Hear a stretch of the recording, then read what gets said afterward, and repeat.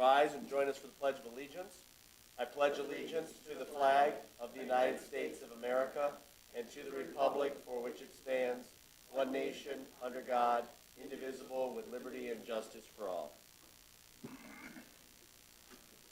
Thank you very much. Members present this evening are myself, Mayor Marl, Council Members Seo, Dillon, Delorco, and Mayor Pro Tem Gearbaugh. Council Members Kamara Sulak and Kraus will be absent this evening.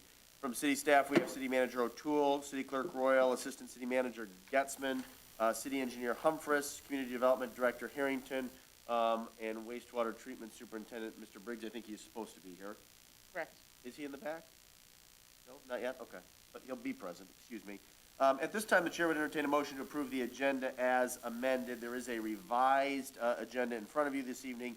It now includes item 22-176, Pleasant Ridge additional pavement replacement, and copies of the revised agenda, of course, are on the back table, along with hearing devices and a sign-up sheet, and we would be delighted if those who are in attendance this evening would sign in. Is there a motion to approve the agenda as amended? Approve as amended. Okay, no additional amendments, Mr. Gearbaugh? Correct. Was that seconded by Mr. Seo? Yes, sir. Thank you, Councilmember Seo. All those in favor of approving the agenda as amended signify by saying aye. Aye. Opposed, say nay. Ayes have it. The motion carries unanimously. Is there a motion now to excuse the absences of council members Mayor Sulak and Kraus? So moved. Moved again by Gearbaugh, seconded by Seo. All those in favor of excusing the absences say aye. Aye. Opposed, say nay. Ayes have it. The motion carries unanimously. We come now to citizen comments on agenda items. Under the Open Meetings Act, any citizen may come forward at this time, make comment or question on an item that appears on this agenda. Comments will be limited to 3 minutes per person. Anyone who would like to speak is requested but not required to state his or her name and address for the record. Are there any citizen comments on agenda items this evening? Please.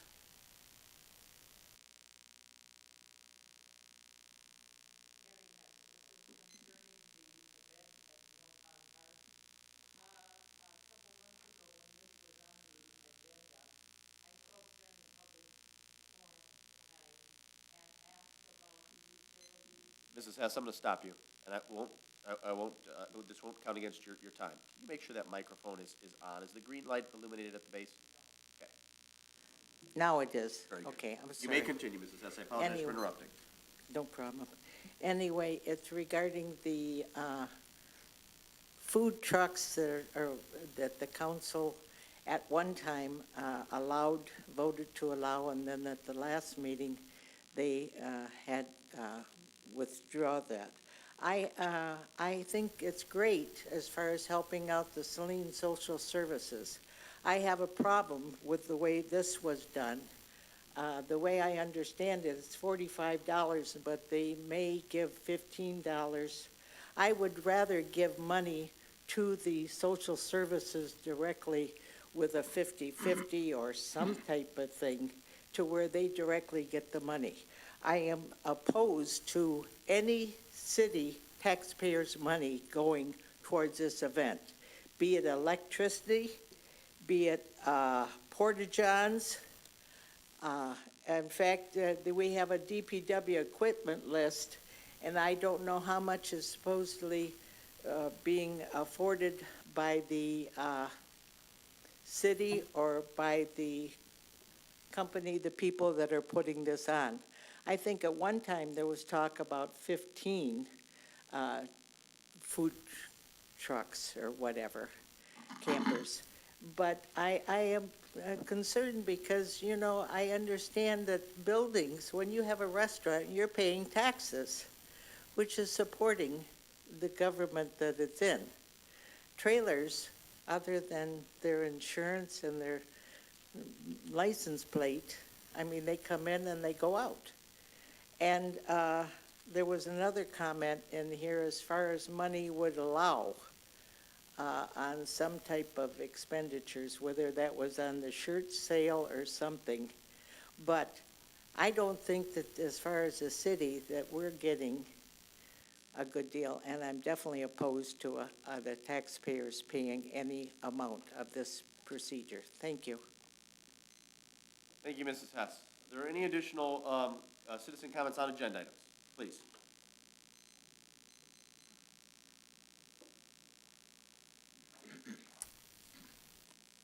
Thank you, Mayor Marl and City Council members. I'm here tonight to ask the City Council to support towards the medical and recreational marijuana ordinance to make the measurement between dispensaries done using a partial to partial or lot to lot measurement and a buffer zone of 750 feet between dispensaries. By doing this, we can find a happy median in protecting our local businesses, our city, and keeping our families, our children, and our schools safe. This will ensure those who need or want access to medical marijuana has access, and Saline can benefit from the tax dollars. Many people do not support medical marijuana. I do. I do not use it.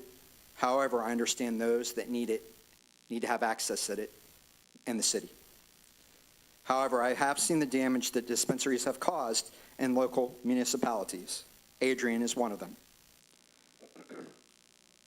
Many of those businesses opened up a few years ago, and then they closed. And a lot of, they're empty buildings. Competition is very good, and I agree that we need to have some competition.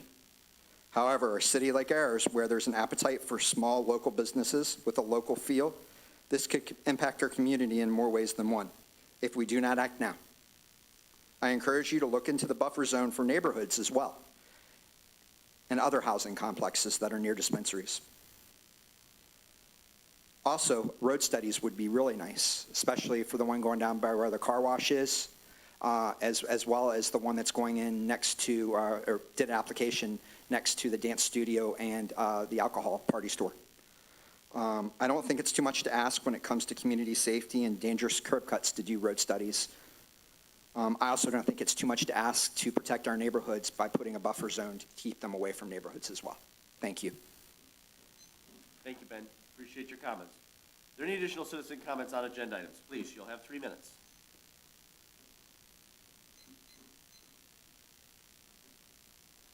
Good evening, city staff and council members. My name is Yasmina Clark. I'm here tonight regarding the marijuana ordinance. I'd like to first say thank you for addressing concerns, providing clarification on the buffer zone, the 250 buffer. The question I have for you tonight pertains to residential housing. I'm just curious as to why residential homes, apartment buildings, and churches are not addressed in the ordinance. Should they ever decide to sell, there is housing near Domino's Pizza. There's residential condos behind Dairy Queen, and even behind the dollar store where I believe it's Berwick Park. I think if residential housing were to be addressed in the ordinance, this may also help some of the residents down at the west end, which has been a concern down towards Mickey's. Thank you. Thank you. Any additional citizen comments on agenda items? I would defer to Clerk Rowe. Did we receive any written communiques in which the individual wanted their comments read at this time? Very good. Then we transition now to the one and only presentation of the evening, and it is an update on dementia-friendly communities from our friend Jim Manji. And I believe Jim also has some guests that he will introduce as well. We apologize for having some technical difficulties, but Mr. Manji's presentation is on this screen as well as that one. And Ben, perhaps for the audience's benefit, if you could zoom in on the screen to my left, that would be appreciated. Jim, when you are ready, the floor is yours. And again, please make sure that green light is illuminated at the base of the microphone. It is indeed, Mayor. Thank you so much. Council members. In late 2019, a few friends and I had the idea to help this great community to be even better by encouraging the Saline community to make it easier for persons living with dementia to partake of all that this city has to offer.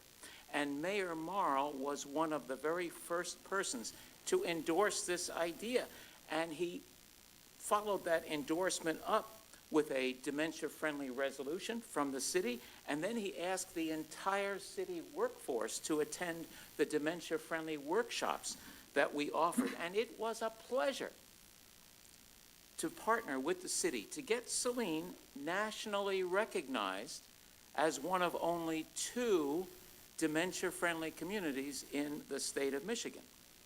We wanted to recognize that support. But by then it was March 2020. And, well, so I've been meaning to do this for over 2 years now. But as I used to tell my wife, once I promise to do something, you don't have to remind me about it every 6 months. But, you know, it's not as if we've been doing nothing. Our nonprofit now, Dementia Friendly Saline, has conducted dementia-friendly workshops all over town and elsewhere. We've recently been invited to talk to the Oakland County Commissioners and the City Council of Rochester Hills about dementia-friendly.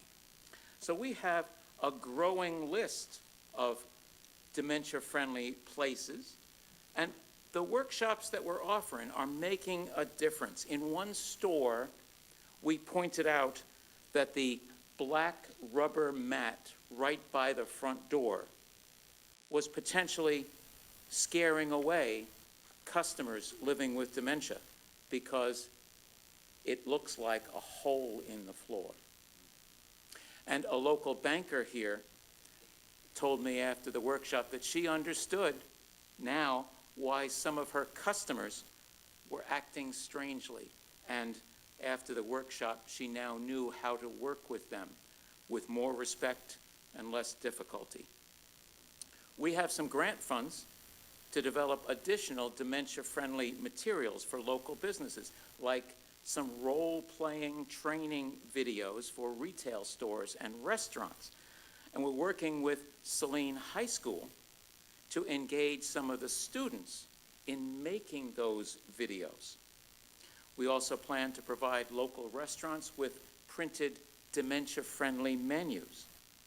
So more and more places are displaying our dementia-friendly logo, and we gladly set up free workshops. Did I mention they're free? For any audience, anytime, any place. And there's flyers about that in your handout there. We have several other programs. A major one is our free Memory Cafe. It's hosted by Holy Faith Church, supported by EHM, Story Point, Linden Square. It's a monthly social, entertainment, educational event for persons living with dementia and their families and friends. And we do it in hybrid fashion, so we're happy to have folks from all over the Saline area, but we also have folks on Zoom joining us from places like Traverse City and Mount Pleasant and elsewhere. Flyers about that also in the handout. So, we have stimulated, our Memory Cafe has stimulated cafes starting up in Chelsea, Ann Arbor, and we hope in Ipsy. We have a number of other initiatives going. One that is particularly exciting, we're working with Imagine Movie Theater to put on the first dementia-friendly commercial movie screenings in the United States. And Imagine plans to use the Saline facility as a pilot for their entire 5-state chain. A lot of other programs that we're working on. In fact, one that didn't make it onto the slide is our concept of a dementia-friendly week, a series of dementia-oriented presentations, events, promotions throughout a given week. We're working on that. So, Mayor Marl, you see what you helped start? We are therefore, we thank you for your time, and we are pleased to recognize the City of Saline with a certificate for their support in being dementia-friendly. And with the certificate comes a really neat window decal. So. Well, first of all, thank you for the presentation. It was excellent. And I'm delighted in my capacity as mayor that the city of Saline can be an incubator for innovation as it relates to dementia-friendly communities. I also want to recognize Jim for all of his work and passion. And many of you are aware of the fact that because of his tireless efforts on this front, he was recognized recently by the Saline Area Chamber of Commerce. And I believe that video can be found online and at SETN. The folks from Evangelical Homes of Michigan Senior Solutions did a marvelous job introducing Jim, talking a little bit about his background, all the work that he's been up to, and then he gave some very poignant remarks. And that was a very well-deserved honor, my friend. So congratulations to you. I would be delighted to come forward and get a picture with you, but I'm going to invite my colleagues to come forward as well, because this is one of those projects and initiatives, if you pardon the expression, it really takes a village to be successful. So the city of Saline more broadly, not just the mayor's office, was delighted to support your efforts. So if my colleagues would indulge me, we'll come up front and get a picture with Jim, and we will be honored to display that decal at the front doors of City Hall. However you want it, Mayor. Yeah, you in the center here, we'll get two on each side. Yeah, maybe Jim, hold that up. There we go. All right, very good, very good. Hold on, Mayor, okay.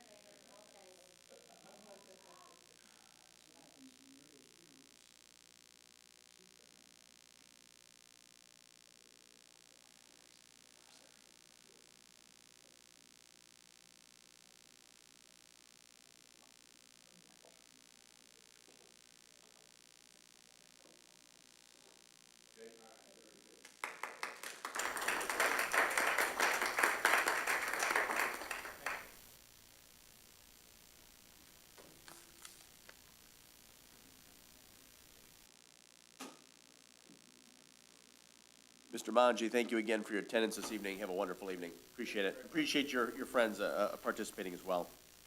We come now to the consent agenda. The following consent agenda will normally be adopted without discussion. However, at the request of any citizen or council member, any item may be removed from the consent agenda for council discussion. Councilmember Dillon, you wanted to remove C-22-170. Yes, please. Would you then move to approve the consent agenda as amended? Yes, I will. Is there a second to that? Second. Seconded by Gearbaugh. All those in favor of approving the consent agenda as amended, striking item C-22-170, signify by saying aye. Aye. Opposed, say nay. Ayes have it, the motion carries unanimously. That item will become then the first item under new business. We come now to unfinished business, item 22-176, community event application, Mill Pond Park. This will be a motion to acknowledge receipt of the MI Homes application for community event, to approve or not to approve the event, and to waive or not to waive the fees. Move to acknowledge? Moved by Dillon to simply acknowledge. Is there a second? Second. Seconded by Gearbaugh. Clerk Royal, do you care to come to the podium and share some remarks and follow up from last week? And if you might, there were some concerns articulated by Mrs. Hess during the public comment period. You might be able to address some of those, and then we'll hear from our petitioner, the applicant from MI Homes subsequent to that. Then we'll do questions. Good afternoon.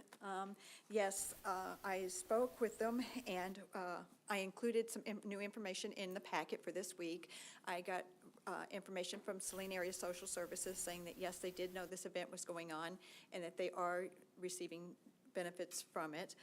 There is no electricity or water being used by the food trucks. They are all providing their own. They're also required to bring their own trash cans and take the garbage with them.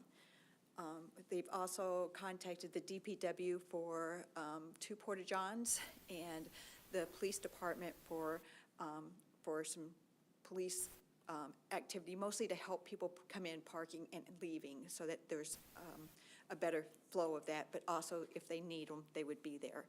So that information was included in your packet, and I'll be glad to answer any other questions that I might have missed. Or Very good. Why don't you hang tight, and we'll invite the petitioner forward if she would like to share any follow-up remarks from our conversation last week. And my apologies. Remind us of your name. Chrissy Myers. Very good. Thank you. No problem. So I don't really have any additional things other than what's in the packet, but yes, we are asking for the porta potties. We will pay for the porta potties and for the sinks. We are requesting, though, for the city to waive the police fee. Very good.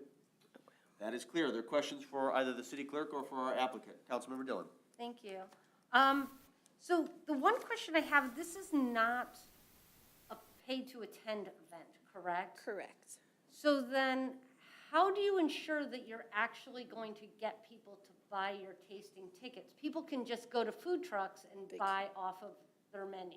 That is correct. We cannot guarantee it. We mainly wanted it to be a fun community event, but we wanted to help Saline Area Social Services as well. And we're hoping, it seems like the community's really behind the supporting Saline Area Social Services, so we're very hopeful that people will recognize that this helps them, but we do not have a guarantee as to Okay. how much money will come in. Okay, because see, that's the piece that I'm trying to kind of figure out, because you could Okay. actually not make money in that aspect. Because if I wanted to go and I had a budget of $10 and I picked, I want to go to XYZ truck and purchase something versus paying the, what, $45 ticket fee. And so, I mean, I understand what you're saying, but there's no guarantee that you're actually going to make the money to cover your end or to donate in that aspect of it. Well, all of the money that we're paying is, we're basically just considering that a loss. We're not trying to make that money back up from those sales. So anything that we, except for the shirts, like the purchase of the shirts, we would take out the cost of that particular shirt, but we ordered 49 shirts for this event. But if we only sell 20 of them, we're not gonna take out the sale, or the cost of all 49. We're only going to take out the cost of the ones that actually sold, because that wouldn't be very fair to Saline Area Social Services. Right. No, I understand, but I mean, you're also clearing a cost of those shirts too, in that not all of the proceeds from the shirts go directly to social services.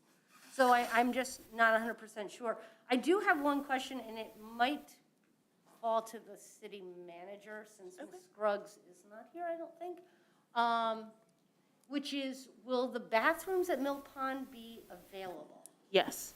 So those are open, because I didn't think we had a practice of having those available during big events. They will be open as part of our regular practice for having them open on the weekends. It's hard to say what the actual capacity of this event will be without having experienced it. I believe we're anticipating between 500 and 1,000 guests, which is why we requested that they have additional porta potties on site. Okay. Is that the standard, two bathrooms in addition? So are you counting it that there would be 4 bathrooms present? Correct. For that number of people? Okay. The other thing is, are you using any other events as a model for this? Like, is this a grab-and-go type thing? Are you going to have activities for people? I mean, what exactly, what do you expect people to be doing? How long to stay on premise? I don't expect them to be staying terribly long. I do imagine it's just going to be long enough to get their food, eat. Maybe if the kids want to play at the park, maybe a little bit longer for that. We will have the foaling demonstration. I don't necessarily anticipate a lot of people participating in that, because we're only going to have 2 lanes, so it's not something that we can have a lot of people participate in. So it is mainly just a grab and go, I guess. Okay. And so you'll have people just parking in the parking lot? And then, so what is your plan for traffic control for that parking lot? That's where the police would come in for that. Okay. I assume, I mean, I guess I'm not entirely certain what you're asking. I imagine people are just going to park like they normally would. Okay. I don't. I just, I don't well, know, I mean, sorry. how many spots are in that lot? And if you're talking about having, 70, I think. I okay, counted and them. you're I can't talking about remember having now. 500 people over the course of just a couple of hours. Yes. You're gonna need to, and then what happens if those people are staying? Where's all this traffic going to go? I was thinking they'd probably park along the one side of Bennett, not both sides, because that wouldn't allow for, the fire trucks or anything if there was an emergency. But I was thinking Bennett and then in the neighborhood kind of behind. Okay, so then you're talking about pushing out into the neighborhoods beyond. Yeah. If need be, yes, ma'am. Okay. I'll stop there and yield the floor to other questions. Additional questions for the city clerk or our guest? Thank you both. Appreciate it. Oh, can I say, I'm sorry, one more Absolutely. thing? Yes. Sorry. The food trucks do pay a $75 fee for their permit, so they do, maybe not the taxes, but that part does go to the city as well. Fair enough. Appreciate it. Thank you. We have a motion on the floor simply to acknowledge receipt of the application. Moved by Dillon, seconded by Gearball. All those in favor say aye. Aye. Opposed say nay. Ayes have it, the motion carries unanimously. Is there a motion now to approve or not to approve, or waive or not to waive? Move to not approve and not waive. That motion is in order. A motion has been moved by Dillon to not approve and not to waive. Is there a second? Chair will ask again if there's a second. That motion dies for a lack of a second. Is there a subsequent motion that someone would like to offer? I'll move to approve but not waive fees. Okay, moved by Gearbox to approve but not to waive fees. Is there a second to that motion? Second. All right, I'll give it to Delorico. I'll get you on the next one, Mr. CO. Discussion on the motion. Mr. Gearbox, would you like to begin? I guess the one thing with this is, it's the issue of the horse got out of the barn long before the fire started.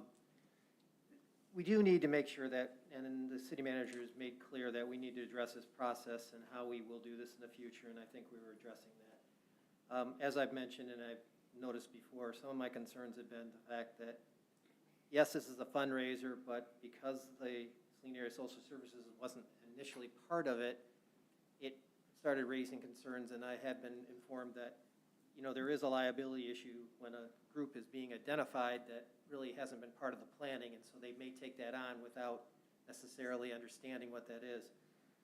The other aspect of this, for me, waiving the fees would be, again, the concern that we have. Normally, when we've done some of these type of events, they've been part of a city event that was a major event.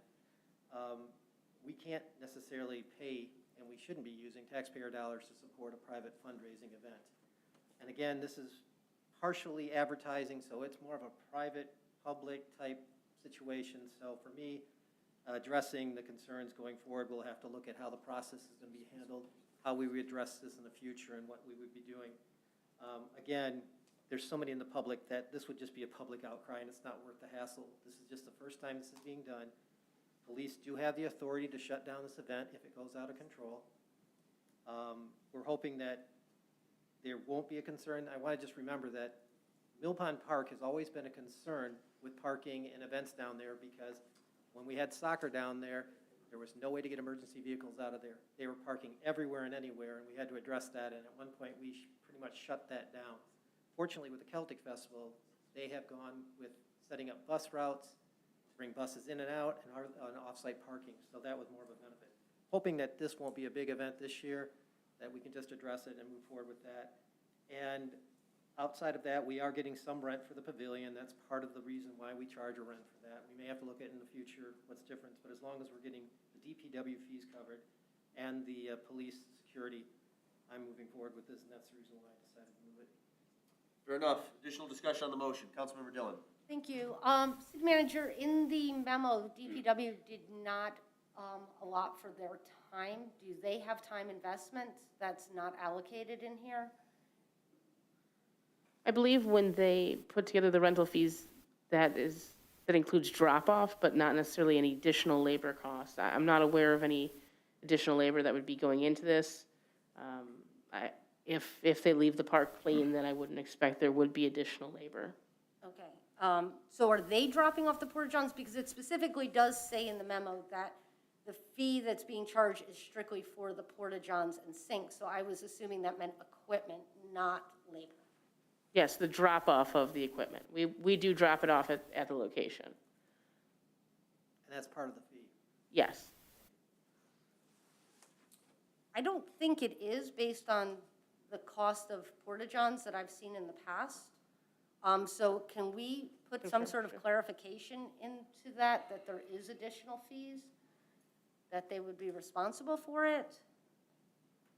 Certainly, I can circle up, or you can amend the motion to, I would hope that Yeah. the stipulation could be added without objection. No objection.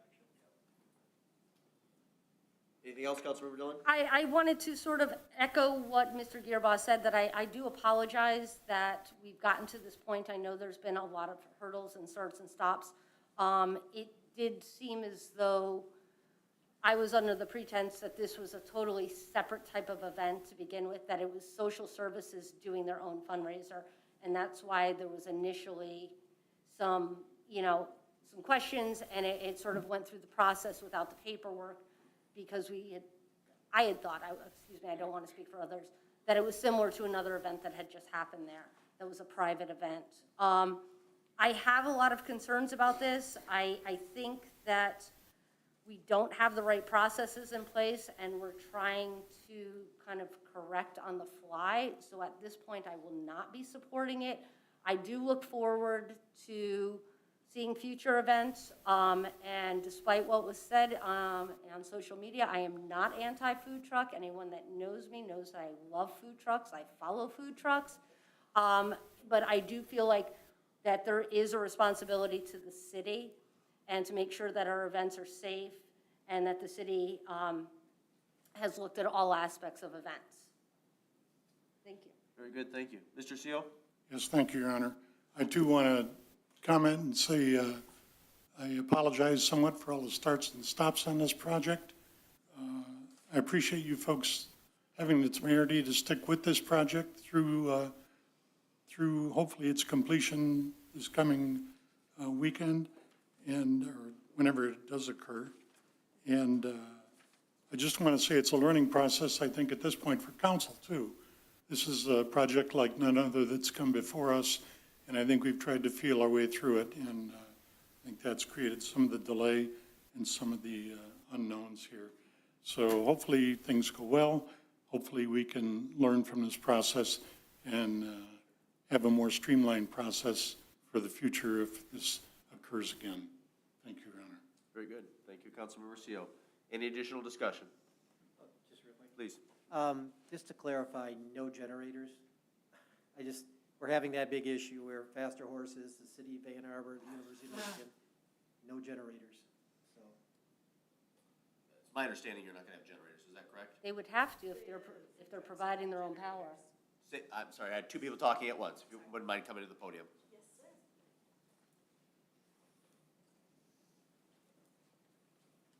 Yes, the food truck, oh, sorry. I guess I should get up here first. The food trucks do have generators for their electricity.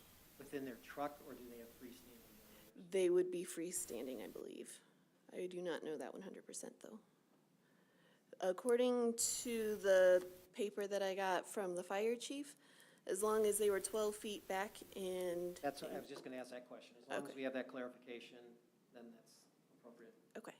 That's been the worry, that they were boxed in too close, and that's why individuals had apparently been asphyxiated by carbon monoxide at the faster horses, so just wanna make sure that's. Do we have that in writing from the fire chief that the city clerk can get a copy of? Yes, he already gave Provided it? her one Okay. a while back. Very good. Okay, Any additional follow-up, Mr. Gearbaugh? Nope, that's it. Thank you. thank you. Any additional discussion on the motion? It's been properly moved by Gearbaugh, seconded by Del Orco to approve and not waive. All those in favor signify by saying aye. Aye. Opposed, say nay. Nay? Ayes have it, the motion carries 4-1. We move on to new business item 22-169, marijuana ordinance updates. Let's start with a motion to acknowledge receipt, because I suspect there'll be some modifications and changes to the final motion. Moved by Gearbaugh to acknowledge receipt. Is there a second? Second. Seconded by CO. Mr. Harrington, if you wouldn't mind approaching the podium, providing an update for the public's benefit, and then some follow-up from our conversation last week. Good evening, Council. So as per the update, there was more curiosity about the differences between preschools and daycare and childcare, and whether the state recognizes differences between any of those.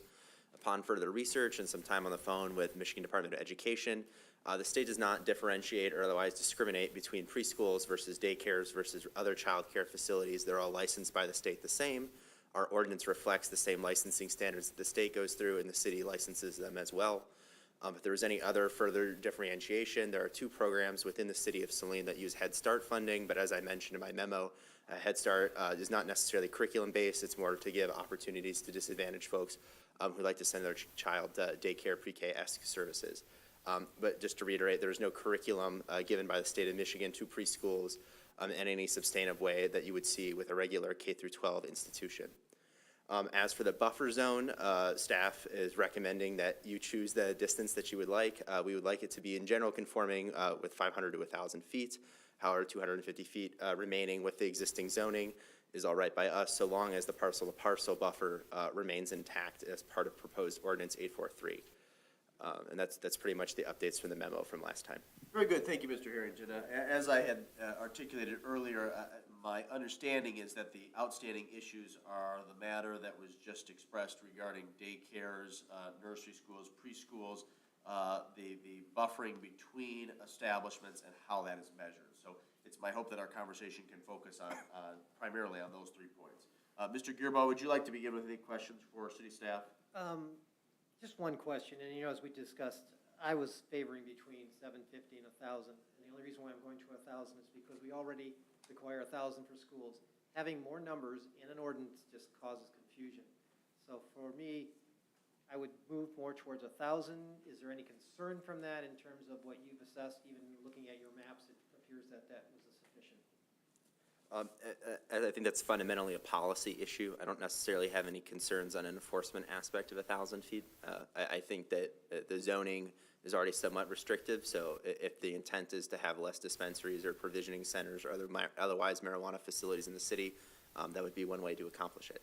And we've seen precedents of 1,000 feet at other communities within the state of Michigan. I believe so, yes. Thank you. I have other statements, but I'll do that. Okay. Additional questions for staff? Councilmember Dillon? Thank you. Can you just give us the quick Reader's Digest version of parcel to parcel, distance, like the different categories so that we kind of understand them a little bit better? For sure. So there are a couple different ways. Originally, there was a proposed way to do it from door to door. However, administratively, what defines the door of the building? How do I know someone's not going to move the door? Is it the door that it exists now, but when you submit the site plan, what if you choose to move the door later? How does that all factor in? So administratively, that's really difficult to define what is the door. The next option is building to building, which seems simple enough, but buildings don't necessarily have legal classification of place like a parcel does. Parcels have to very clearly, when you have a legal classification, they have very clear guidelines about where it exists and where it does not exist. So if there's ever a contention, a parcel-to-parcel boundary provides you more legal leeway. But a parcel is your property line, just so everyone is clear in the public. We're talking about a property line buffer as opposed to the structure of the building itself. So City Hall sits in this lot, but we have a yard space there, which would be the difference between a building and a parcel line effectively. And so then, just for my own clarification, so if it's in a complex, so you have one parcel, like a strip mall, does that still, how does that work? So a strip mall is usually within it depends on which strip mall we're talking about here, but usually speaking, strip malls are a singular parcel, so it would not allow for the cohabitation of two dispensaries or two marijuana facilities within a parcel, assuming that the strip mall, even if storefronts were 250 feet apart. But there are certain times where it could be condoed or subdivided in such a way, but any effort to do that would have to go through Planning Commission and likely the Zoning Board of Approvals, as I believe in almost every instance it would create a non-conforming lot, which would require a variance. Okay, so then if you were to have a lot that has a separate, When a street's involved, how is that measured? Or is it just? It's actually going to depend on the street that we have here. So some parcel lines, due to the age in which they were platted, or the area at the time that the property was developed, go into the street, technically speaking, although the city has right-of-way. So I'm measuring off the property line as originally defined, so not necessarily looking at right-of-way if the parcel was platted prior to the road effectively. So there are some examples on like East Michigan Ave, for example. If you went to Washtenaw County maps, you would see that some of the parcel lines come into the road. And I do believe that's because they were platted before the road was expanded to be as large as it is now. So it's based on the legal description, and then if the road, so say you had a property on this side of the street, and you had one on this side of the street. They're almost certainly touching, yes. And or almost certainly within 250 feet if they're not right on top of each other. Anything else for Mr. Harrington or another member of staff? Councilmember Dillon? one of the things that has not been brought up, at some point, are we going to revisit buffer zones to residential? Or have we sort of boxed that out now? Because if we were to change, if we were to increase our buffer zone, is that going to sort of box out our market? There's two kind of hypotheticals there. What would happen if we added a buffer zone from residential? What would the distance be in addition to if you went with a 1,000-foot buffer zone? I think that there's two kind of stacking hypotheticals there, and I can't necessarily give you the best answer at the moment. From my understanding, if we're revisiting the residential issue, I'd actually throw that back to council. It has not been council's direction to staff or to code review to consider a residential buffer at this time. So if that was something you'd be interested in, I would encourage you to take action on that. One last call for questions. Mr. Seal. Didn't we accommodate for the residential by the zoning that we adopted for this? Yeah, so within SPA and C3 are the only two well, because of how SPA is classified, you can have C3 uses within the SPA district. So Yes, in effect, that you can't have them, but because the SPA allows for residential as well, because of how it is zoned, you could theoretically have a dispensary nearing a residential property because of that caveat. All right, if there's nothing further, we have a motion on the floor moved by Gearboss, seconded by CO to simply acknowledge receipt of the July 12th, 2022 memo. Thank you, Ben. All those in favor signify by saying aye. Aye. Opposed, say nay. Ayes have it, the motion carries unanimously. Is there a motion now to adopt or not to adopt, or adopt with amendments? I'll make a motion to adopt with amendments to adopt parcel to parcel, making sure whatever that correct description is for that, and a 1,000-feet buffer between facilities. Okay? I'd second that. Okay, let me just defer to the city clerk quickly. Did you note Mr. Gearboss' modifications to the ordinance? Yes, amendment, parcel to parcel with 1,000 feet between. Facilities. So there shouldn't be a distinction between marijuana. Really, all you need to do is adopt the ordinance as submitted with a 1,000-foot distance buffer between, because that's the only blank. The parcel to parcel is already described. And the type won't be if medical versus. No, the ordinance amendment is written for both medical and adult use. And that's ordinance 843, right? Correct. Correct. You're still comfortable seconding that, Mr. Seal? Yes, Your Honor. Okay, so we defined parcel to parcel, which is actually already in the ordinance, and then we've gone from 250 feet to a 1,000-foot buffer. Mr. Gearboss, would you like to speak to your motion? Yes, I'm moving for the 1,000 feet. We didn't really, I don't think council even anticipated the number of applications we were going to get and the concentration of what happened. We're still facing that concern, but in the future, this will help reduce that concern.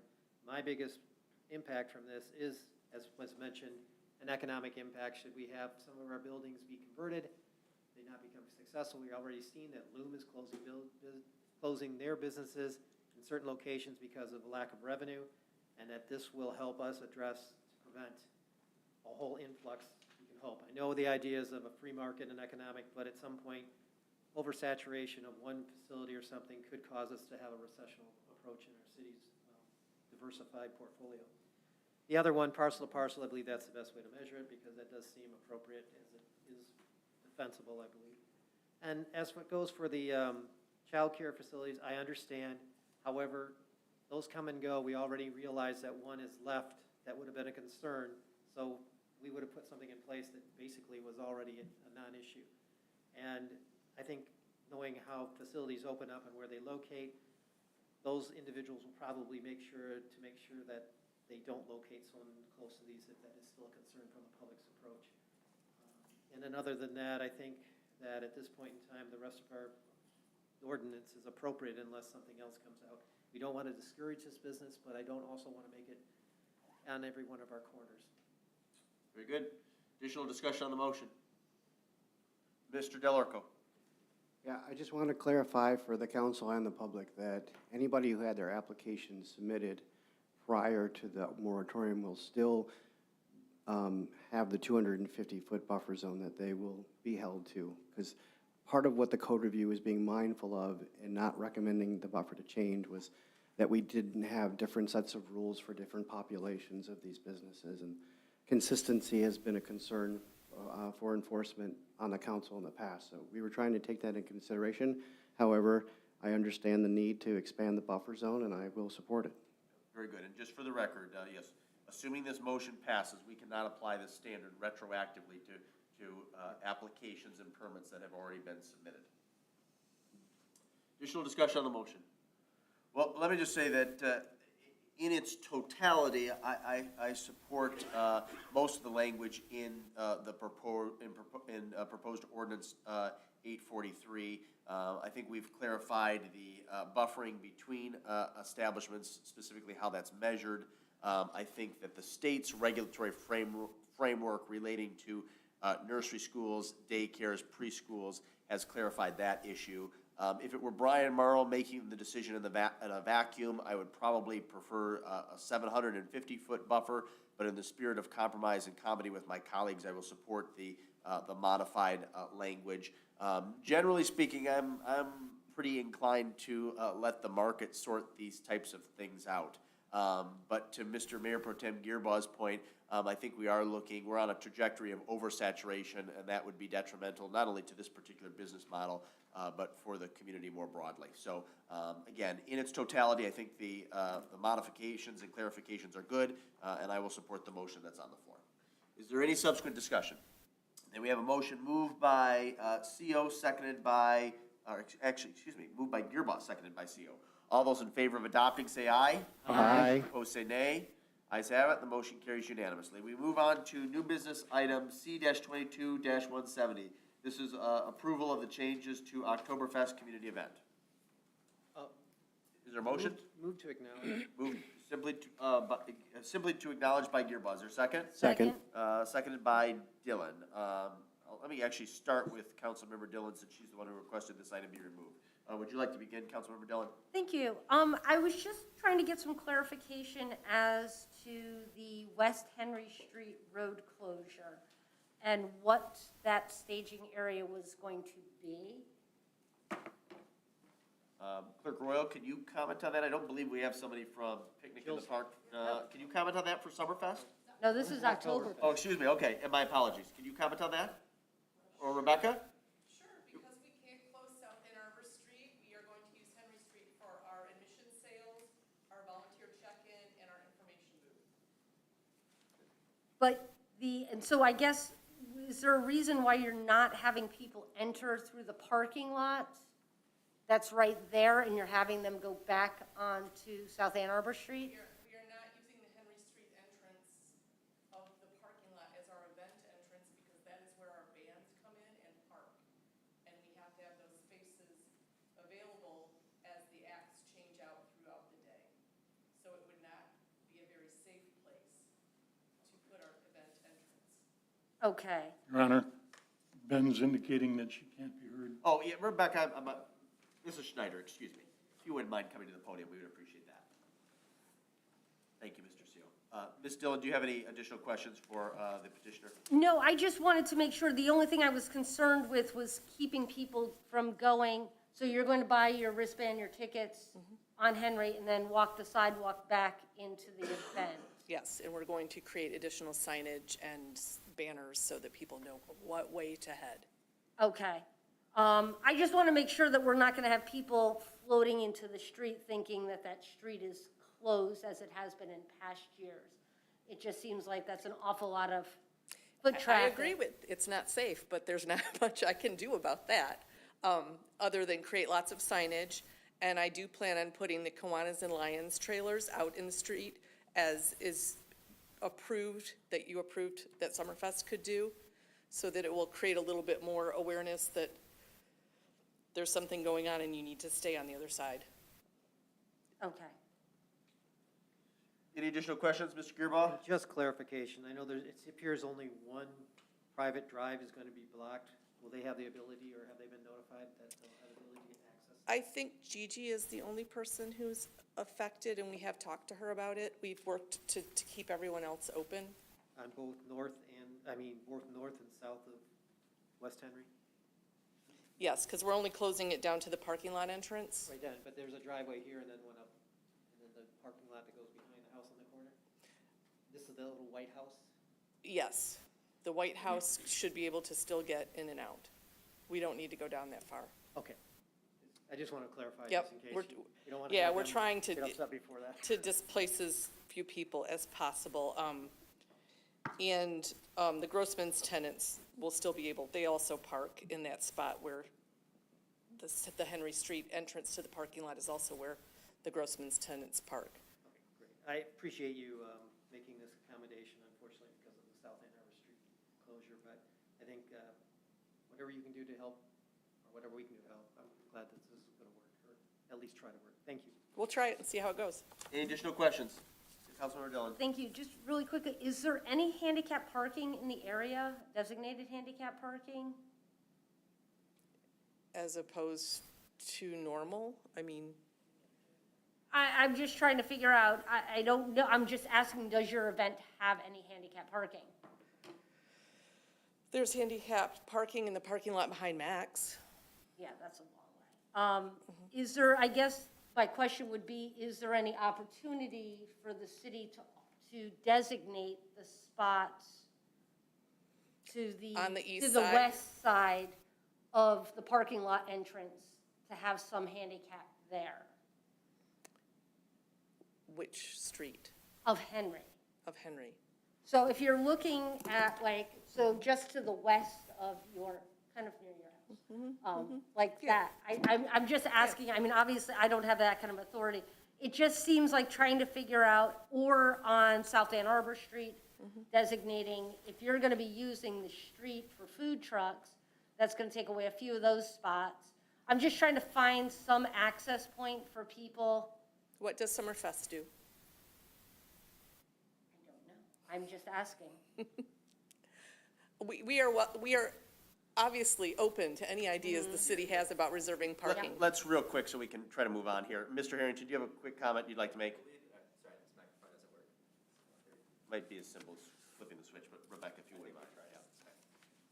Correct me if I'm wrong, City Manager O'Toole, but I believe we have the right as a city to declare spots on the street, either permanently or temporarily, as handicapped, so we can mark spots on Henry as handicapped. This is a longer conversation to have at another time, though, about permanent designation on street parking for handicap spaces. Right. Oh, no, I'm not looking for permanent, I'm just looking for events. Yeah, but even for Something. temporary purposes, I believe we have the right to designate spots as handicapped only, and we could enforce that with PD as well. Yes, we could do a temporary traffic controller. Thank you, Jack. Fantastic. That's all the questions I had. Any additional questions for our guest? Rebecca, thank you. Thank you. There's a motion to acknowledge. All those in favor say aye. Aye. Is there a motion now to approve? That was carried unanimously. Move to approve. Moved by CO, was that seconded by Del Arco? Yes. Thank you. Any discussion? There's none. All those in favor say aye. Aye. Opposed say nay. Ayes have it. Motion carries unanimously. We move on to new business item 21-179, East Belt OHM Engineering Design Additional Services. This will be a motion to acknowledge receipt of the July 13, 2022 memo from City Engineer Humphreys and to approve or not to approve the contract amendment from OHM for additional design engineering services for the East Belt Sanitary Sewer Project at an amount not to exceed $37,500. Move to acknowledge and approve. Moved by Mayor Pro Tem Gearbout to acknowledge and to approve. Is there a second? Second. Seconded by CO. Engineer Humphreys, the floor is yours. Okay, I am here tonight. I have a few capital jobs on the agenda tonight. We'll start with East Belt, which is by far the biggest, but I think the smallest thing we're here tonight for, which is a design contract amendment. With me here tonight from OHM is Marcus McNamara and Sarah Barrett. I think Sarah Barrett's her last name. So for any questions that come up on the actual scope of the work that they're doing, I wanted to give just a little bit broader picture to council of where we're at on this project. East Belt is a necessary project to serve growth in the east part of our system. Our sanitary sewer system is split into three main belts: West, Central, and East Belt. And East Belt services the Woodland Industrial Area, the proposed Layer Farm / Bella Terrace development, Maple Oaks, all of the new development along Maple Road. Because of this, we know there's capacity concerns downstream along south of Michigan, Old Creek area. So there is, and the scope of work actually was outlined back in our 2019 asset management report. There's a figure attached to my memo on what the scope of the East Belt project was. What's happening now with all of our capital jobs and looking overall at our sanitary sewer system is that we have a lot of needs. Capital costs have increased substantially since we did the 2019 report for multiple reasons. This particular project has had some scope increase. We're going to do this big of a major sanitary project. We looked at water, we looked at signals, we looked at pathways. So that has increased the scope from the original budget, not to mention labor shortages, material shortage, all of that are just greatly impacting costs on capital projects at this time. So as the scope and the costs particularly have increased on this job, really sharpening our pencil and figuring out what is the most essential aspect of this job. This job was just getting started design when I started here back in November. OHM has delivered a 90% design plan set and design standards ready to go out to bid this month. I've asked that the project be put on hold for a month or two while we really evaluate what scope we want to move forward with, what is the most essential part of this project that we absolutely have to do. So I'm planning to come back with that recommendation to council here in the next probably month or so as we're working with OHM to come up with that recommendation. Tonight, I'm looking to make OHM whole, though, on their design, which is what this project, which this is actually for. And they did additional soil borings, they did additional survey. Those were both getting done right as I started. Since then, we've looked at the design, the signal at Clark and Maple redesign, and I believe there's one other scope in this project. So that's what we're here for tonight specifically. Very good. Thank you. Thank you to our guests for attending. Hang tight because there might be some questions that are best addressed by you. Are there questions for our city engineer or for our guests? Mr. Gearboss? Tasha, can you just clarify the Clark Maple intersection? Will there be any changes or lanes added or anything, how that's being reconfigured? No, the only thing we're looking at there is actually signal redesign and bike lanes. So the actual signal itself, just upgrading the I'm not a signal engineer, but the poles that hold them on, the masts, is that what they're called? Upgrading that, I'm actually doing phasing so that the timing of the signal can coordinate with the like the other timing of the signals up at, it would be Textile in Maple. And so basically putting devices in the ground to help with that type of stuff for the signal design. Really to help traffic flow from Michigan Avenue all the way up to Textile. Yes, and you can tell I'm not a traffic engineer as I'm stumbling through the description of these items, but that was the idea, is to upgrade that signal to at least the minimum standards. We're not putting in the expensive, so the signal has been completely updated at Maple and Textile recently. You can see the new arms on it. It's got and they also put in a four-way like the crosswalk or the sidewalk ramps and all of that. So it's somewhere in between that. It's an upgrade to the existing to get the bare minimum working equipment for the timing and such. And then are there anything that part of this Maple Road construction that we're not going to be doing as we had anticipated in the past? I am, I guess we're seriously considering eliminating the deep sewer portion, which is expensive. We were planning to put new sewer down Maple Road right through the hill. And right now the sewer, it's not ideal. It goes through the mobile home park and our main line sewer. So all the flow from the industrial, from Layer Farms, from North Maple Road comes down Maple, goes kind of around, it bypasses that hill. So you can tell when the sewer was built years and years ago, they put it in to bypass that big hill, right? So now that ends up going through the mobile home park, which isn't ideal, but it's also not an area of overcapacity. I mean, that's what we're looking at to see if that part. So that's the part we're considering, and maybe the project gets split in two. We're also looking right now at the Clark Road. So there's a lot of capital going into this area, and maybe it ends up being a phased thing where we do the southernmost sanitary of the Clark Road and then the northern water and such. And that's what we'll be coming back with a more refined capital plan as we're looking through some of this. And so this still will allow us to accommodate any growth like American soy or anything in our industrial park, which is, I think, a small concern or was a concern in the past. Yeah, and that's my biggest concern with this particular belt. The West Belt has concerns with I&I and other concerns, but this belt does have a lot of growth in it in the industrial, specifically the Woodland pump station that we're currently doing, which I think is a very critical need of ours.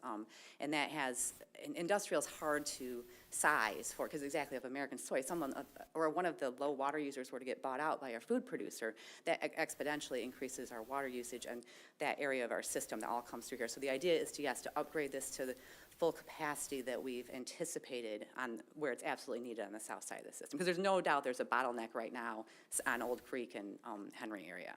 Appreciate you reevaluating this and working it into how we can phase it to accomplish what we need, but maybe not at the cost that we were really worrying about. So Yeah, it's getting expensive. Any additional questions? Councilmember Dillon. Thank you. I'm going to talk sidewalks for a minute. Yes. First, we'll start with Clark Street. So you mentioned pedestrian crosswalks. So are you looking at four-way crosswalks there, or is it just marking them? Is there any enhancements to them? I'm going to let Marcus talk about this. Yay. Good evening. Marcus McNamara with OHM. The sidewalk improvements at the intersection would be bringing everything up to ADA compliance. We would just have the push buttons to cross Maple as it is now, though. Okay. The reason I ask is there is a tremendous amount of pedestrian children that cross there that unfortunately at that time of the day when the middle school ends their day, there's a lot of foot traffic and there's a heavy amount of car traffic. And there's a lot of people that are turning into pedestrians trying to cross the street. So I don't know whether crossing across Clark gives the opportunity for an all-stop. It doesn't now. What we can look at with the signal timing, though, is what's called a leading pedestrian interval. So basically when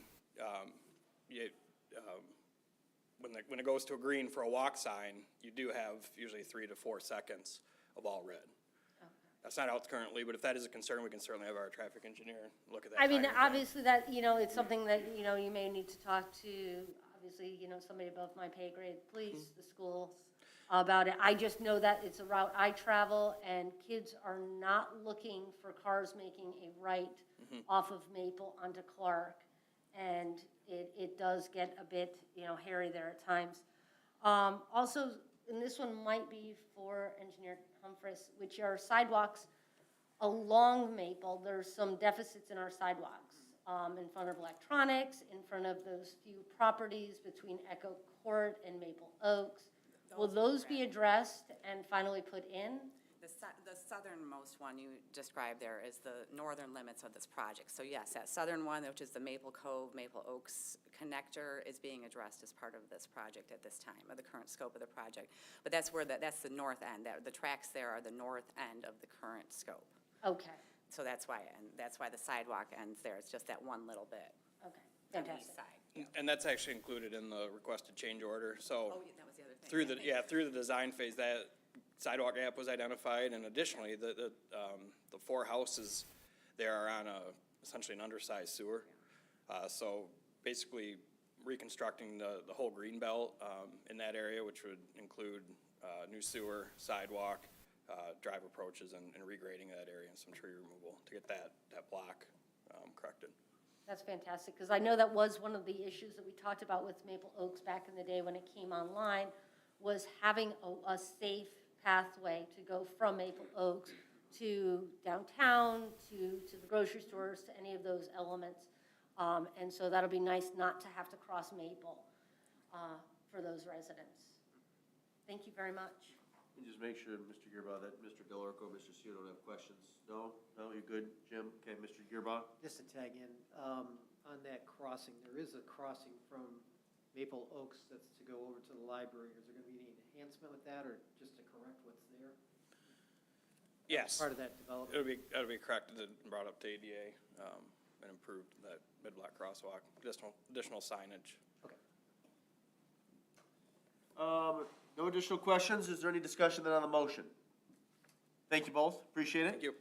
We have a motion on the floor moved by Gearbaugh, seconded by Seo to acknowledge and to approve. All those in favor say aye. Aye. Opposed say nay. Ayes have it, the motion carries unanimously. We move on to new business item 21-64, 2021 Street Utility Project, final acceptance and payments to Dunnigan. This will be a motion to acknowledge receipt of the July 13th, 2022 memo from City Engineer Humphreys and to approve or not to approve final payment of $25,394.04 to Dunnigan Brothers Incorporated for 2021 Street Utility Project. Move to acknowledge and approve. Moved by Dillon to acknowledge and approve. Is there a second? Second. Seconded by Delorco. This is pretty standard and routine, but if you care to make some obligatory comments, primarily for the public's benefit, that would be appreciated. Absolutely, and I'm just going to refer to the figure at the end of my memo. This is for the 2021 road reconstruction and utility project that was finished up late last season. It included work on Highland Drive, Hillcrest Drive, and Lawson Street, and then Macon Road sidewalk. So this is the final pay-up. Our Dan Kabaj from Fleece and Vanderbrink is here tonight also, and worked diligently with the contractor to get all of this completed by year end of last year, fiscal end June 30th. This is the final pay-up. Coming back to you for releases of retainage. They're ultimately leaving, I forget exactly, but I think about $20,000 on the table. So the project finished underneath the contract value, and the scope is done. Very good. Mr. Kabaj, anything you'd like to add for the record? I think I'm good. Okay, yep, it's pretty easy. Are there any questions for the city engineer? Mr. Seal? Is there any work still to be done along the sidewalk up there on Monroe Street? On the Macon Road sidewalk, now that punch list has been addressed. There was a punch list, that was actually the last bit of restoration that just occurred. That's correct. Yeah. But it's my understanding it's all been addressed. Thank you, Mr. Seal. Any additional questions? Any discussion? Then we'll proceed to vote. It's been properly moved by Dillon, seconded by Delorco to acknowledge and to approve. All those in favor say aye. Aye. Opposed say nay. Ayes have it, the motion carries unanimously. Next up is new business item 21-94, Police and Vanderbrink Contract Amendment. This will be a motion to acknowledge receipt of the July 13th, 2022 memo from City Engineer Humphreys and to approve or not to approve the contract amendment from Police and Vanderbrink for additional design and engineering and bidding services for the 2021 Street and Utility Project at a not-to-exceed amount of $16,662.10. there a motion? Move to acknowledge and approve. Moved by CO to acknowledge and approve. Is there a second? Second. Seconded by Gearba. City Engineer Humphries. For the same project, and the main reason for this is that the original contract documents had a substantial completion for the fall, and due to delay of award of the sidewalk and just construction that came up, this project actually was not substantially complete till this spring. Outlined in here is some further detail on what the engineer did for us, which is Fleece and Vanderbrink. They assisted us throughout this project. Being brand new when this project was being finished up, they were of great assistance of making sure all the loose ends with the residents were caught up, and I appreciate their help coming into this project at the very tail end and getting it actually closed out by year end of last year. So this is really just to make them whole for all the work they did the last 6 months to get this project closed out. Very good. Mr. Kabaj, anything you'd like to add? Good there? Okay, all right, maybe there might be some questions best addressed by you. Questions for our city engineer or guests from Fleece Vanderbrink? Any discussion on the motion? Easy enough. Thank you so much. It's been properly moved by CO, seconded by Gearba to acknowledge and to approve. All those in favor say aye. Aye. Opposed say nay. Ayes have it. The motion carries unanimously. We move on to new business item 22-173, SEMCOG grant agreement. This will be a motion to acknowledge receipt of the July 13th, 2022 memo from City Engineer O'Toole to approve or not to approve the pass-through amendment with Southeast Michigan Councils of Government and to direct or not direct staff to amend GL number 101-000-528-001. Move to acknowledge, to approve, and to direct. Easy enough. That's been Second. was that a second by Delorco? CO. CO. Thank you. City Manager O'Toole. Well, very to the point, the city submitted a grant application to SEMCOG, which is the Southeast Michigan Council of Government, for planning assistance support on its stormwater asset management goals. We were awarded a grant in the amount of $36,832.50. Very specific amount, but roughly speaking, that's the share which would make up the SEMCOG portion, the grant portion, and the remaining portion that would get us to $45,000 is the budget that we have for now a subsequent stormwater asset management program. And speaking with Engineer Humphries, what we've decided to target with that is a general condition assessment of some of our storm sewers and then additional GIS work. Is there anything you wanted to add to that? Yes, it's a high priority item. Actually, Mr. CO and I were notified of the approval of this grant at our most recent SEMCOG General Assembly, the most recent General Assembly of SEMCOG delegates this past summer. Then I think we received written notification in the subsequent weeks. And City Manager O'Toole, correct me if I'm wrong, this is just a requirement that SEMCOG mandates prior to the issuance of grant dollars. Yes, technically SEMCOG is the awardee of the grant, and then they pass it through to the municipalities. Great. Any questions for the city manager? Real quick. Please. Who can we acknowledge for submitting for this grant? I mean, it was a one-page application. There's not that much credit to give. There's a lot of credit. When we can get a 4-to-1 ratio for investment, it's great. I appreciate your work on this. Well, and actually, I should note, too, to piggyback on Mr. Mayor Pro Tem Gearbaugh's comments, we were notified that many municipalities applied for this, and it was certainly not guaranteed. So many worthy projects and initiatives were declined because of lack of funding. So that makes it all the more exciting that we were awarded these dollars. If there's no additional discussion, it's been moved by Gearbaugh, seconded by CO to acknowledge, approve, and direct. All those in favor signify by saying aye. Aye. Opposed, say nay. Ayes have it, the motion carries unanimously. We move on to new business item 22-174, MDHHS Low Income Household Water Assistance Program. This will be a motion to acknowledge receipt of the July 13th, 22 memo from the City Treasurer Cole and to approve or not to approve the MDHHS Memorandum of Understanding for Low Income Household Water Assistance Program, water, wastewater provider information. Move to acknowledge. Just to acknowledge, Mr. Gearbaugh? Okay. Is there a second? Second. Seconded by Councilmember Dillon. Treasurer Cole, would you like to approach the podium and give council and the community a brief overview of this initiative? Good evening, Council. This is an opportunity for us to provide our citizens with low income the ability to get assistance with their water bill. The only thing that this program asks of us is that we do not perform shutoffs at our normal times, that we wait the 90 days. Due to laws and regulations, they have to have the 90 days and the shutoff notice in order to process the application for the need. Residents can receive up to from $650 up to $2,000 for helps with their water bill. Obviously, this would help these low-income families in a tremendous way so that they can feed the money that they would normally be spending on these water bills to food, housing, and other needs that they have. I think that the timing is poignant, and City Manager O'Toole has been working with these folks for a while. I participated in similar programs in different communities. It's an amazing opportunity for us, and we actually receive the payments directly from the state. It's a very well-run program, and I hope that you take it with great consideration to approve this program. Very good. The questions for the city treasurer. Mr. Gearba. How will we promo this and have it, the information so we get it out there so people can acknowledge it or accept it? Absolutely. I think one thing is we need to be putting it on in with some of our bills. When people come to pay our bills, having notices up, putting it on the website, in the TV when you walk in, maybe even the cable channel. Those would all be ways to kind of get out notice. Additionally, the MDHSS has these marketing materials prepared for us, so we don't have to do any work in getting that ready. We just have to distribute it and promote it. And one thing I will note is through this partnership, the county will assist with identifying people who qualify. So by providing them with a list of individuals who are in arrears, they can identify who would automatically qualify and reach out directly. Very good. Mr. Delarico. Is there any way we can arrange to have letters sent directly to those residents that may qualify for this program in advance? They actually, the county will reach out to them, and they'll send them a letter and call them. Okay, great, thank you. Ms. Dillon. Thank you. Do you know, is this a one-time payment, or is this like with each water bill? So it is technically hopefully a one-time payment. However, she did say that if the same resident incurs problems and gets another shut-off notice, that they encourage them to still come and apply. Okay, because that's what I was trying to figure out, is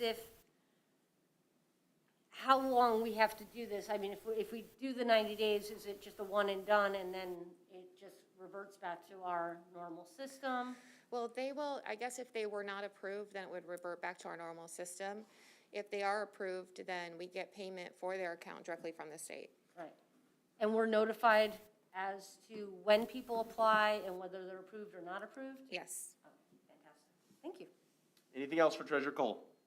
All right, then thank you, Al, appreciate it. There's a motion on the floor to acknowledge, moved by Gearbox, seconded by Dillon. All those in favor, say aye. Aye. Opposed, say nay. Actually, I think this is a very valuable program, and I'll move to approve. Is there a second? Second. By Gearbox. Any additional discussion? There appears to be none. All those in favor, say aye. Aye. Opposed, say nay. Ayes have it, the motion carries unanimously. We move on to new business item 22-175, manway door replacements. This will be a motion to acknowledge receipt of the July 13th, 2022 memo from Superintendent Briggs, and to approve or not to approve the quotes from Commercial Door Specialties for replacement of 3 doors for $16,726. Second. Moved by CO to acknowledge and approve, seconded by Gearbox. Mr. Briggs, you care to give a brief statement? Certainly. There are several doors at the wastewater plant that have deteriorated significantly, and this is just a matter of bringing them up to safety and security standards for the facility. So, It's pretty cut and dry. yeah. Yeah, any questions for our wastewater treatment superintendent? Mr. Gearbox. Just real quick, these facilities will be still part of our new renovation of the plant, so where these doors are going, or Yes, yes. double checking. Thank you. Councilmember Seal. So these are of a material that won't corrode like the ones we have now? Yeah, well, 2 of them that are really corroding badly are still have environments that need these doors, and they're actually going to put fiberglass doors in, so they're much more resistant. The third door is in the place where there used to be the filter press, and that environment was bad, but that filter press hasn't been used for years. But the door still has deteriorated, so it needs to be replaced also. Very good, thank you. Councilmember Dillon. Thank you. So it appears that you took the lowest bid. Correct. Yay for that. You have confidence in that company? I mean, sometimes lowest is the best. They have actually done work for the city before. They've actually, one of the doors we're replacing, they replaced 20 years ago. So So they're probably got our good. money's worth out of it. Yeah, I would say so. But yeah, it's they know what they're doing. Okay, fantastic. Thank you. Any additional questions? Any subsequent discussion on the motion? Bill, thank you very much. Welcome. It's been appropriately moved by CO, seconded by Gearba to acknowledge and to approve. All those in favor say aye. Aye. Opposed, say nay. Ayes have it, the motion carries unanimously. We move on to new business item 22-176. This is Pleasant Ridge additional pavement replacement. This is our supplemental item this evening. This will be a motion to acknowledge receipt of the July 18th, 2022 memo from City Engineer Humphreys and to award or not to award the Pleasant Ridge Relief Sewer Project Change Order Number 1 to Fonson Company Incorporated of Brighton, Michigan, in the amount of $63,156, and to authorize the city manager to execute the necessary documents. Move to acknowledge receipt. Moved simply to acknowledge receipt by Gearba. Is there a second? Second. Seconded by Dylan. That's what I want. City Engineer Humphreys, the floor is yours. Okay, this is, yes, apologies for the last-minute addition. This is hot off the press as we're out here working. So this is our major capital project that we're working on this year, is the Pleasant Ridge Storm Relief Sewer, and it starts here at the intersection of Hillcrest and Harris. South Harris goes down Harris, comes out to the west along Pleasant Ridge, and ultimately outlets to People's Park over here.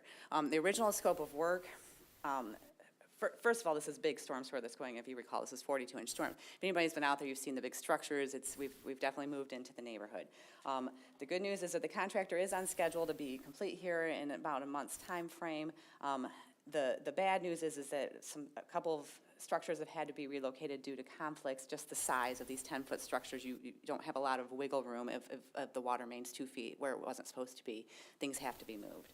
So what that resulted in South Harris Street, we had to adjust the storm sewer a little bit, which just, it was supposed to be a half-width replacement only, and so we were just going to replace half of the road, and now what is in yellow, South Harris has to be replaced. There's no way, we've gone too far that some of the pictures are documented in here, that has to be replaced. Now, the cost of that can be absorbed with our current contract, just some overages and we have some quantities, water main we did not use, we have some quantities of pavement we did not use.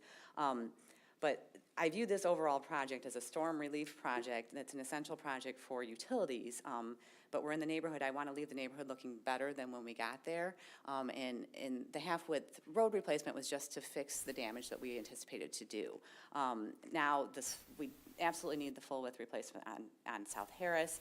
And what's happened on Pleasant Ridge is we're just getting cracks along the road. The road was not in good shape to start with. And specifically, the south curb on Pleasant Ridge is like there's gaps in it. I mean, it's not in good shape. So in the mindset of leaving the neighborhood better than when we left it, and we now have replaced the sanitary sewer in the early 2000s, the water main in the early 2000s, the storm sewer. We're not going to be back doing work here. And now would be the time to do the full pavement. We have, and you can see some of the cracks in the road in the pictures that were attached here, and those are specifically on Pleasant Ridge. So that's really where this extra 65 or 63,000 is coming from, what I'm saying is to leave the neighborhood looking better than when we started there, because this really is an essential storm project. This was not a road project. Now, the good news, if you will, on this overage is it is road money, and we do have road millage funds. And those millage funds, as we're just talking about Eastville, that project is definitely not going in this construction season. So there are millage funds that could be used towards some of this. So that's part of and I think I noted that in my memo also. Very good. I appreciate that overview. Sounds reasonable to me. Are there questions for our city engineer? Mr. Gearba? Did she address them? You addressed them. I just had a question about sidewalks. Oh. Similar issue, since we're making this change, the sidewalks along, will be the northern side of Pleasant Ridge. I know some have already been tore out, and there's like one slab left. Do you have the plans? I'm hoping those are going to be repaired too. Yes. Do you have the proposed, because the proposed intersection, do you have the sheet that shows the proposed but we do have new ADA ramps right, do you know exactly what's going in there? Okay. Yeah. I believe. He's talking in like at this, because this was already in the original contract, Right. and I'm so it's not talking shown about on the this sheet. Along the whole north length between Harris and South Ann Arbor Street, those sidewalks where they've done some damage to the sidewalks. Oh. That was Throughout. Yep. DTE's damage there, yeah. Correct. That's one thing I will point out. DTE right now we're trying to work a back charge with them for some of their damage out there, which accounts for roughly $5,000. That's this work. So DTE relocated their gas ahead of this. So some of this sidewalk that you're noticing is actually DTE's needed reconstruction. And then I think some of it was already in our existing contract, like this other intersection. Because I've noticed the contractors have been a little careless even with our trees and ripping giant branches out of the trees. So whatever we can get for them to compensate. Dan just arm wrestled about a tree last week, or this week, or last week, yeah, with them. I think probably the same tree you're talking about. They're buying a tree for the city and taking that out. Yes, There was a very nice tree planted a couple years ago at Risden Park with Yes. school kids. It was an Arbor Day event. Probably a 3-4-year-old tree. Yeah, Ms. O'Toole had mentioned that one, that it was part of the plan. This was the other maple tree that was Yes. on Harris. that got this was damaged. here. I see, okay, other side of it. That one, and then Yeah, it there's was part of one a here. poplar was damaged too. Yeah. The neighbors had told me, so. Thank you. Any additional questions? Thank you both. Is there any discussion on the motion? Then we're actually, this is just a motion to acknowledge receipt, excuse me. It's been moved by Gearboss, seconded by Dillon. All those in favor say aye. Aye. Opposed say nay. How about a motion now to award or not award? To award. Moved by Mayor Pro Tem Gearboss to award. Is there a second? Second. Seconded by CO. Any additional discussion? Appears to be none. All those in favor say aye. Aye. Opposed say nay. Ayes have it. The motion carries unanimously. Thank you all. We move on to the discussion portion of tonight's agenda. I'll start to my left and end to my right. Commission, committee, or task force reports. Mr. Delorco, do you have any? Meeting with environmental this week and code review next week, so not yet. Okay. Mayor Pro Tem Gearboss, commission, committee, or task force reports? Just an update on the planning commission. We met on last Wednesday. The planning commission did approve the preliminary site and special use recommendation for the marijuana facility that will be going into where Jack's Car Wash is currently on Michigan Avenue, on East Michigan Avenue. There was a postponement for the marijuana special use request on the west end, which would be going into the shopping center that runs along River Oaks Drive. That one had a concern with parking and trying to address those issues and, of course, traffic flow and so forth. And then in addition, we made a recommendation of the new sign ordinance after the Supreme Court had ruled recently that we can move forward with this, and it will be coming to council, I believe, in August, but I'm not sure which meeting. So that's it. Very good. I do not have any commission, committee, or task force reports. Councilmember Dillon? Not since our last meeting. Very good. Mr. Seal? Nothing, Your Honor. Okay, back to you, Mr. Delorco. Reports or other announcements? I have none. Mr. Gearbaugh? I apologize. I forgot to mention that our risk management group got together to review and update some of the information, and we're hoping to talk with the mayor about what some future responsibilities will be for that group as we move forward, as the realization of things that have happened in the last couple of months, including shootings at schools and so forth. We need to make sure that we're well prepared for that type of scenario, and then addressing some of the more recent issues in terms of our water and sewer needs. So we had a good meeting on Friday discussing that, and our city clerk will be revising that and bringing that information forward. Very good. Councilmember Dillon, reports or announcements? None, thank you. Mr. Seal? Nothing, Your Honor. Okay, then the last item for discussion, I'm going to turn over to City Manager O'Toole. As we have discussed and has been referenced in the past, our street millage will be expiring actually next year. There has been some talk of asking for a renewal in advance of its expiration. I believe that's staff's recommendation. I'll let City Manager O'Toole talk a little bit more about that, and then there may be a subsequent action item for council to consider at our next regular meeting, which should be on August the 1st. Thank you, Mayor.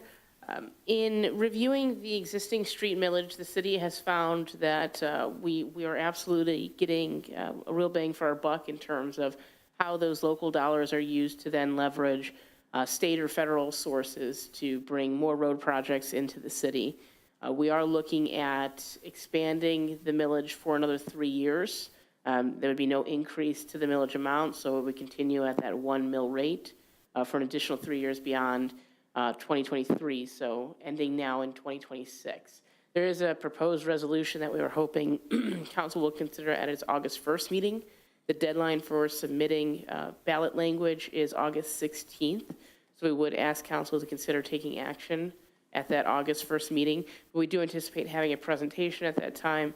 Engineer Humphreys and DPW Director Searles are working right now on a more holistic picture of exactly how those dollars have been spent over the last 4 years, I guess this construction, it's 4 years. 18, we started collecting 19. Very good. Mr. Delorco, any questions for the city manager regarding this issue? Not at this time. I look forward to seeing additional information. Very good. Mayor Pro Tem Gearbaugh?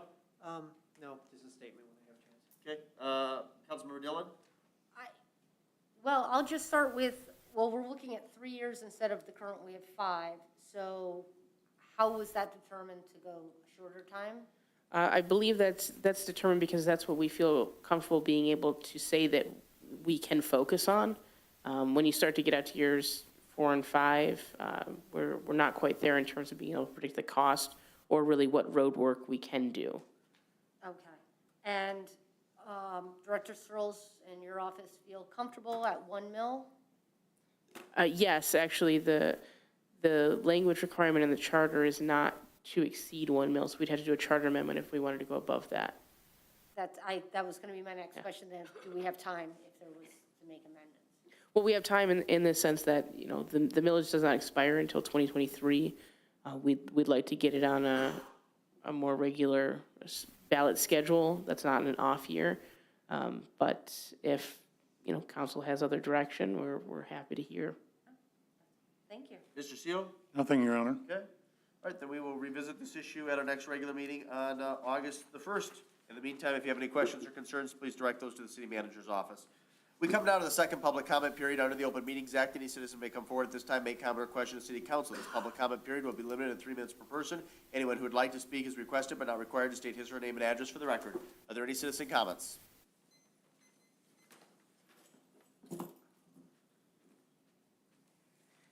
Since Mr. Sulak isn't here, I had already talked to the city manager, but my concern is the grass that's growing on the cul-de-sac on Old Creek. It's getting quite tall, even with the drought and no rain. And my concern is as the grass grows between the asphalt and the curb, the integrity of the road is being a problem. But she had said, that they are looking into it, and I do understand that we all have labor concerns, so I appreciate that. And also, I support the road tax. Thank you. Any additional citizen comments? Clerk Royal, were there any received in advance of tonight's meeting or during tonight's meeting which the individual wanted their statement read? No, sir. Very good. One last call for citizen comments. Well, let me follow up on something that Mrs. Hess said, City Manager O'Toole. In addition to grass in and around Old Creek growing up in the cracks, I'm also curious about grass and weeds growing up in the cracks of our downtown. And I think Mr. Gearbaugh has already sent an email on this subject, but it will save me from sending a communique later this week. That island in the vicinity of Michigan Ave and Mills, we put rocks down, which has prevented most of the weeds during the spring and summer season, but it has been unattended for probably a month, and it looks, well, there's no way to sugarcoat it. It looks atrocious. So if we could get somebody out there ASAP, I would appreciate it. I think people who drive that corridor or live in the vicinity would appreciate it as well. Is there any other business to come before Saline City Council this evening? Mr. CO. I see that they have the corner dug up tonight at Michigan Ave and South Ann Arbor, the southeast corner. Anybody know what that work is? That may be the continuation of the fiber cables that were going in previously. Tonight they had an excavator up there and they had pulled up all the concrete right there on the corner. I don't know, it looked a lot more extensive than the work they've been doing in the past. It's Well, the we've same out. been in contact with MDOT trying to get them to answer questions because I was very frustrated and so was Ms. O'Toole in terms of getting response from them to tell us actually what they're doing and all the damage they've done uptown at this point. There's no proactive communique provided to the city. Okay, so we have no idea what that is. Well, there was communique subsequent to us making phone calls and sending emails, but that shouldn't be the process. Right. The process should be when a state regulatory agency permits work to begin in a municipality's right of way, that some sort of obligatory email or phone call is made to the appropriate party. I understand it. I just noticed it tonight. It was a lot more extensive than what they've been doing. Yeah, we have what I believe is finally an appropriate contact that seems to be responsive to concerns, so we can follow up again tomorrow on that subject. Okay, thank you. Any additional items, Ms. Dillon? I believe Ben has a comment. Oh, I'm sorry. Tesh has a comment. Are you talking about the east side of town? Because MDOT has the Michigan Ave resurfacing project starting that does have sidewalk work.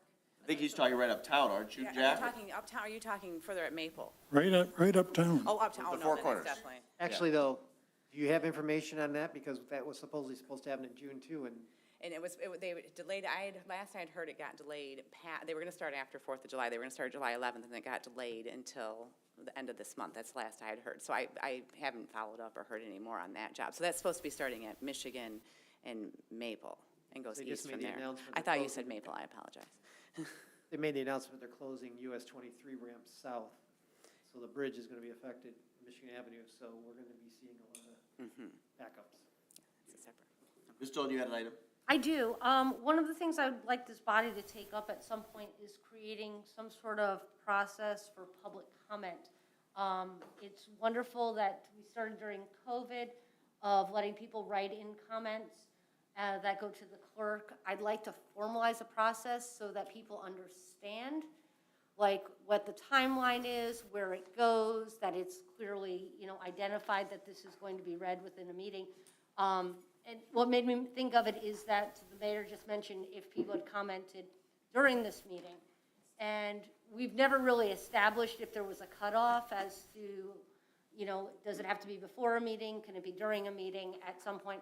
So at some point, I would like to just sort of have a discussion and kind of create a process that we can disseminate to the public so that they understand what it is, because I know there are times that people, they write stuff and we don't know whether or not they want it read, and I know the clerk is very proactive at responding to people and asking if they want it, but sometimes things come to council, and so just clarifying that process, I think, would be a good thing.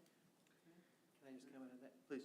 Just because of what we ran into with the state of Michigan in terms of posting and all of that, I think we need to evaluate all of those parts of our Open Meeting Act and making sure we've got all our Ts crossed and our Is dotted. There seemed to be some confusion in terms of what's expected at the state level and what we actually have been informed of. Thank you. Any additional items? Okay, please note our upcoming meetings, and the chair would entertain a motion to adjourn this regular meeting at 8:34 PM. So moved. Moved by Gearba, or second? Second. Seconded by Delorco. All those in favor of adjourning signify by saying aye. Aye. Opposed, say nay. Ayes have it. This meeting is adjourned. Thank you all.